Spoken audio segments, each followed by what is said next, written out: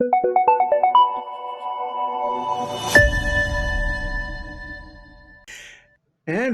welcome to the Mod Squad, where we're just a group of friends talking about anything pop culture and bandbox related. I'm your host, Kevin. Joining me as always is Felix and Brandon. Cheers. So today's episode is going to be based upon the Navy redacted files that are starting to come out about unidentified flying phenomenons, UFPs.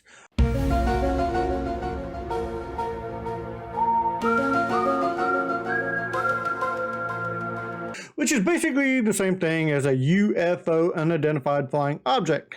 They just don't want the stigma of UFOs, and now that it's all coming out, they changed it to UAP. And I can confirm the Navy loves their acronyms. I to this day, even if it's a freaking plane, and I don't know if it's a plane or if it could be a helicopter that I see in the sky. To me, that's a UFO because I cannot identify it. So it's unidentified, it's flying, and it's an object, so it's a UFO. Basically, what But it's the they're saying stigma. is they can neither confirm nor deny that these are terrestrial or not. Right. This is the way I've always thought about it and told my kids. I heard this somewhere back in the day, and it's always resonated with me. The Earth, think of a beach, huge ass, long ass beach. Okay, the Earth is one grain of sand, just one little thing in a whole beach. Yeah. That's how many other planets there are out there. Yeah.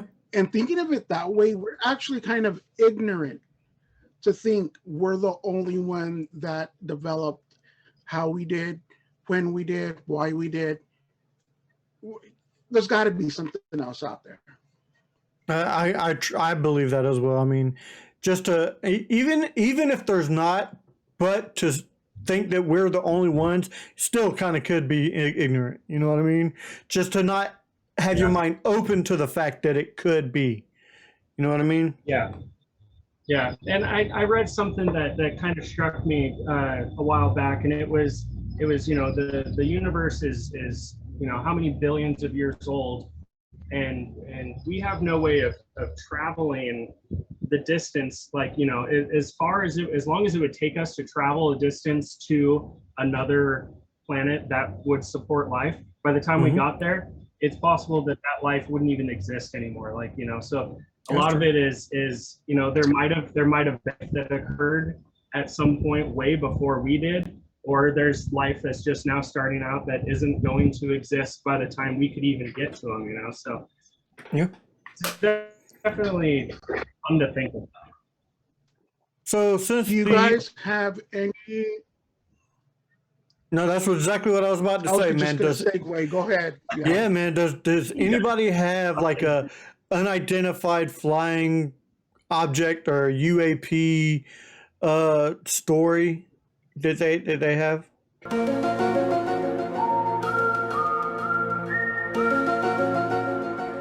I have a couple. Okay. But I'm gonna share with you guys the one that multiple people are in and witnessed.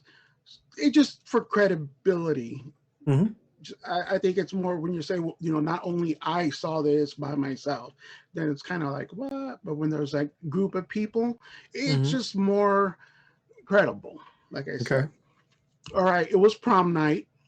We were out driving around in the limo, and there was four of us. It was me and my date, one of our good friends, and his date.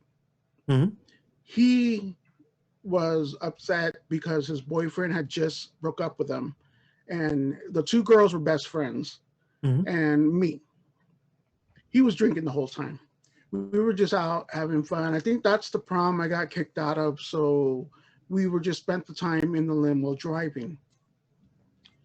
Limo dropped us off at the end of the night and takes off. By that time, he's finished 24 pack on the reel by himself. So I give the girls the key, and he's there, and I have him on my shoulder, and he's upset, and he's crying, and like what is the, what's going on, this and that, and no one loves him. Just long thing. He's just upset that they broke Mhm. up, and in a split second, even less than a split second, this happened. I'm going to explain it. It's going to take a minute, but it happened in under a split second. The sky turned purple. The lights turned off in all the canopies. Then the sky turned back to black.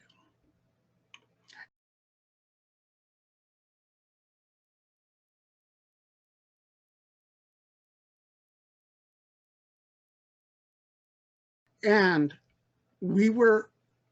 this is the part. 3 of us experienced this. I would say 4, but he was beyond drunk and crying that he didn't experience it. But we were all put back a second behind where we were. So I was hugging him, and then I went to hug him again.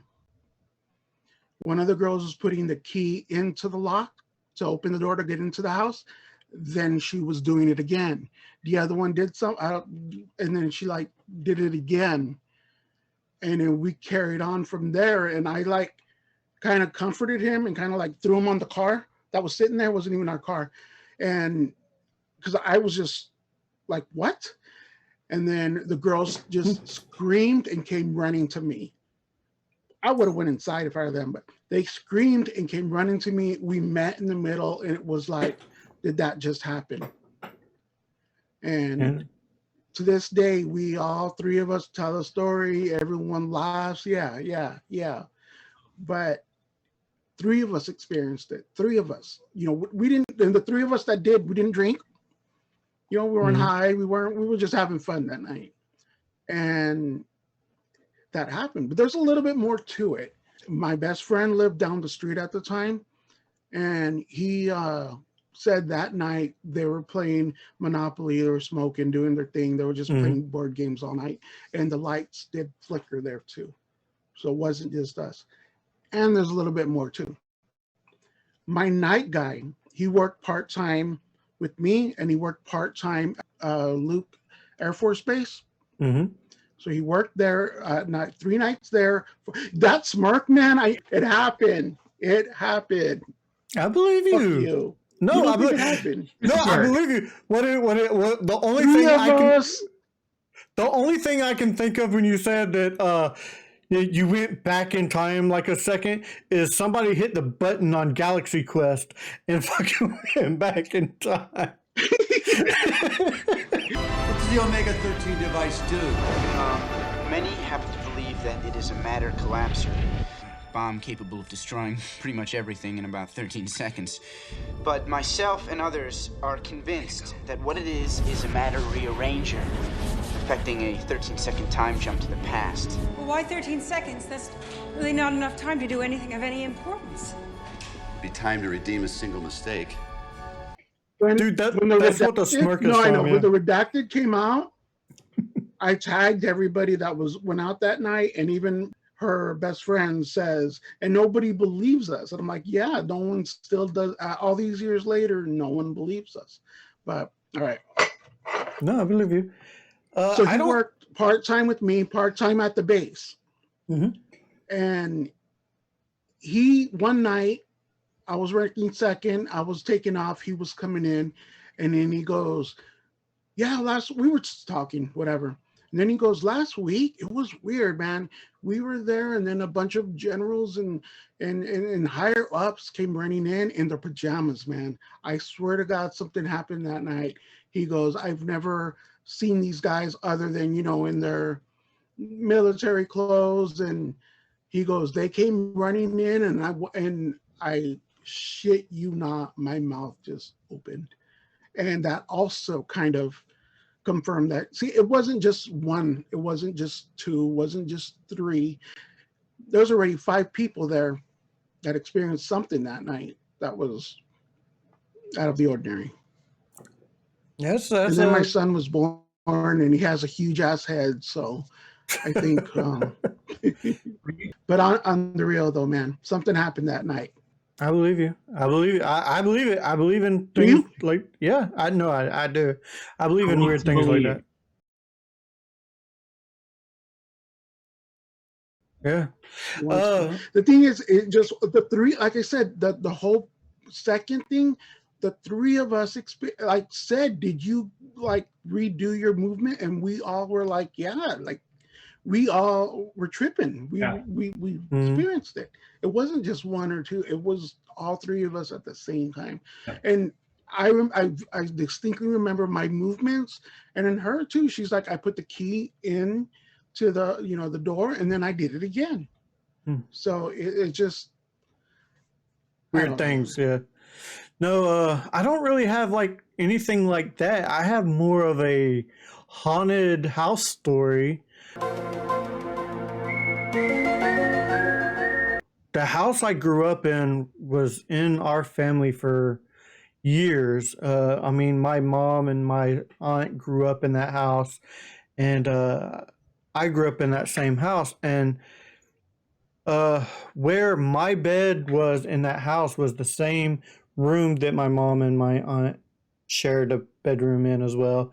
And where my bed was positioned in the same general area that my aunt's bed was in when she grew up in that house.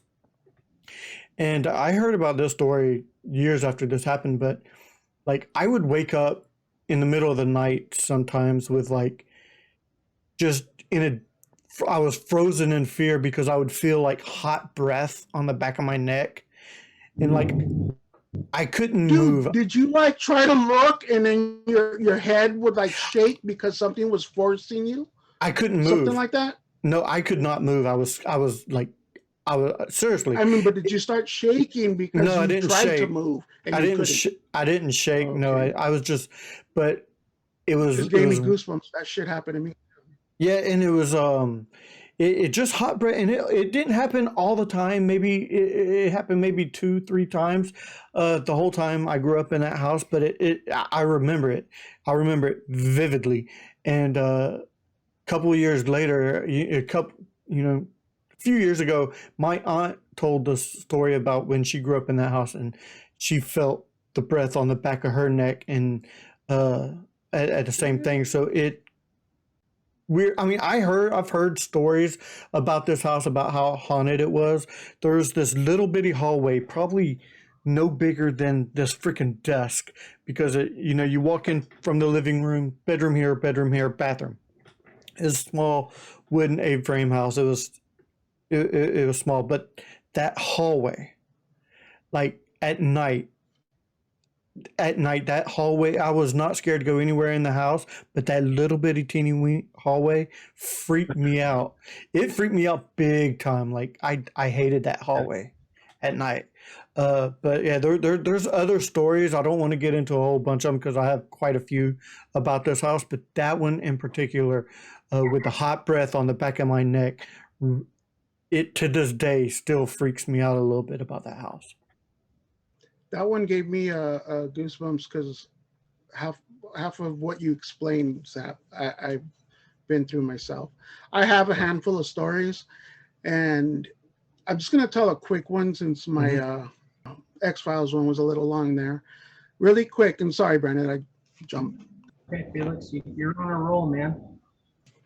All right, what happened once, and I can be here all night talking about different things. I keep remembering things now that I'm talking about it. I don't have. I'm just going to go over, though, a simple one that more than one person experienced, and it was me and my mom. And it was when I was a kid.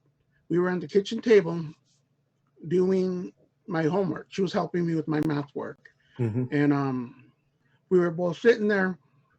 And right here, first of all, there's a wall behind us. Right here, we both heard and felt the breath of someone saying my name, Felix. And we both so me and my mom were here, and they did it right between both of us. So me and my mom looked at each other, and then we looked back, and we both heard it. We both felt the wind from coming, and it freaked us both out. Why my name? Why? Mhm. I don't know. I don't know. It was just weird. Brandon, do you have a story or anything like that you'd like to share?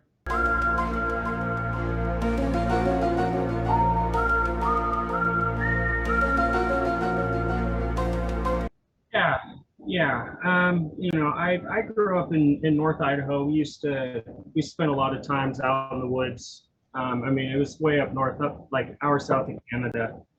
So a lot of what we saw, like, we used to party out in the woods all the time and or going hunting and stuff. And we would see weird shit like lights in the sky and stuff all the time. A lot of the time we just attributed it to the Northern Lights, most likely. Because we could see the Northern Lights quite often too. But I feel like, we were pretty used to seeing the Northern Lights, and we knew what those looked like. So there was times where we would be out there and we would see these lights, moving around in the sky, and you're like, there's no way that that's the Northern Lights. Like, that's something else. And I wish I had something a little more intense to talk about that, because I definitely believe that there's something out there like that. But as far as the like a ghost story or something, supernatural Paranormal, like that yeah. that might have happened. Paranormal, there we go. My grandmother's house was used to be a nursing home. It was like part kind of like a hospital nursing home, and you could tell by some of the doors they had that window. They had that window Me that too, went man, up me at too. the top of the door, that opens up like halfway in at the top of the door. And whether or not ghosts are real, I don't know. But if they are, there were absolutely ghosts in my grandmother's house. Like, if haunted houses exist, hers was definitely one of them. She had this porcelain doll collection.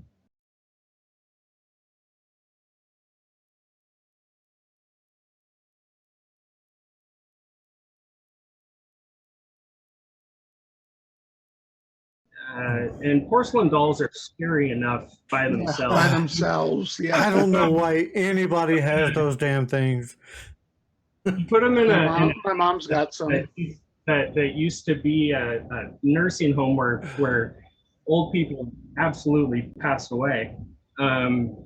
It's terrifying, and of course she had them in the guest room where I would end up freaking sleeping whenever we would go visit her. And I remember I was about 13 and we were visiting her, and I was laying in that room and I could not sleep. I had the door closed and locked, and I remember waking up, and because I heard like the door creaking open, and I know that I closed and locked that door, and I could hear it creaking open, and so I got up and I went and I closed it and made sure it was closed, and went back to bed, and I woke up again and I couldn't move. I felt like I was like the blanket was being like held down around me, and I was freaking out. I couldn't move. And still to this day, like when I go to a hotel, and you know how the I maids, hate tuck that. the I always pull them out. blanket. I have to rip those blankets off. I hate that feeling of having the blanket like tucked in around me, because that scared the living shit out of me. I don't know what it was. I don't know if there's something in her house, but man, that house, I never had a good feeling being in that house. I love my grandmother, but that house, It man, was the house. Yeah. there's something wrong with that house. It was, I got one last story I'm going to tell now that you said that. More of a somewhat lighthearted story to finish us off here. That I heard this firsthand. I did not, secondhand. I did not experience this, but it's a story that my grandfather would tell. He was alone in the house, in the same house I grew up in. Of course, it's been in my family for years. My grandfather's lived there. He was alone in the house. He went to go use the bathroom, and he was sitting on the commode, and all of a sudden the door opens, and he swears somebody said, "Oh, I didn't know somebody was in here," and it closed. And he said he never put his pants on fat as quick as he did then, and ran out, and he saw no one. So, I mean, it's kind of funny, kind of creepy at the same time, but it's just one of those stories that I heard. That's, but it's one of those stories I believe because I grew up in that happened in the house. same house? Same house. The same house. In the Both same that house. same house. Yeah. Yeah, I believe it. Exact same house. All right. This has been the paranormal experience with the Mod Squad. So for Brandon Felix, I'm Kevin saying keep on bamming, bammers. Stay golden. Stay golden. Activate the Omega 13.